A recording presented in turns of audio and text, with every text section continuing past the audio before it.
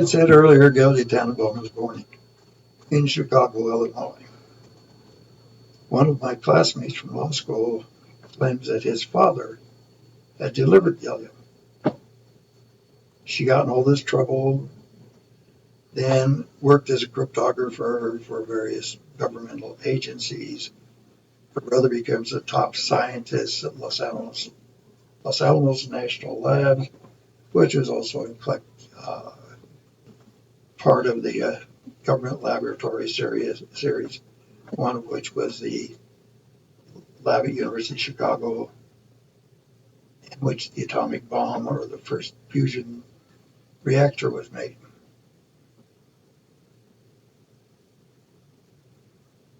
What am I to make of this? I don't know. And frankly, I was trying to develop a law practice, and at least I could see a Mrs. Tannenbaum, who tended to take up a lot of time, the better. But after she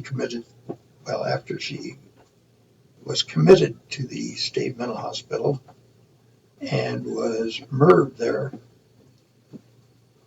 covered up by stories from officials that she committed cyanide poisoning with sodium cyanide, which I'll discuss later, aroused my curiosity. Secondly, there was an obvious conflict of interest since I'd represented both Tannenbaum and Rhea. And Tannenbaum starts getting investigated, and I referred her to a guy that I'd taken the bar with named Michael Kokish. And I referred her to Michael Kokish because I knew Mike had been a reporter for a Denver newspaper, and Mrs. Tannenbaum seemed to feel most comfortable around journalists. So I didn't have much to do with her after she got charged with various offenses. And she got charged with various things in both Boulder and Denver County. A friend of mine, John Barnard, was the judge in her case in Boulder, and he found her not guilty of a charge by reason of insanity.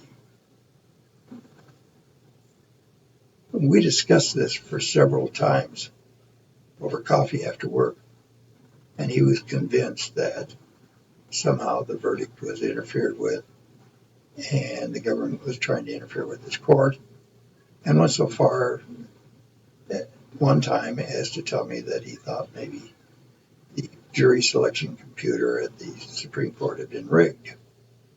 That was because I was going to do jury studies at the University of Wisconsin after law school, and the war came along and funding dried up. But I've always been interested in jury behavior from a sociological point of view. I was trained originally as a criminologist and decided I'd rather go to law school than deal in that area unless I could be a researcher. So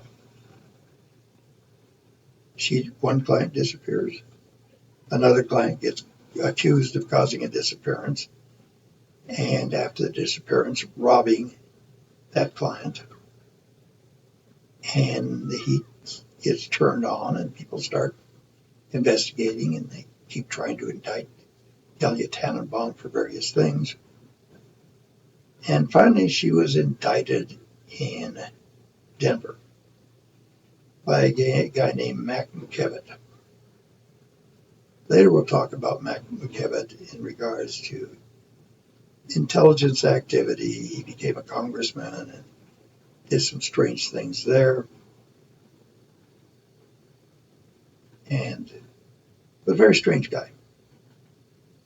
His policemen were known for, some of them at least, for committing perjury, and he was more political than anything. He wasn't really a prosecutor. Anyway, he called a grand jury and indicted Mrs. Tannenbaum for various things also. A lot of the cases were weak. In the meantime, the feeding frenzy of the press was making a lot of people nervous. First off, it was disclosed that the head of the student group in Boulder was an informant or asset of the CIA, as was the university president, Mr. Smiley. At that time, there were all kinds of allegations going around that the CIA had infiltrated the press, CIA had infiltrated student groups, CIA had infiltrated the Peace Corps.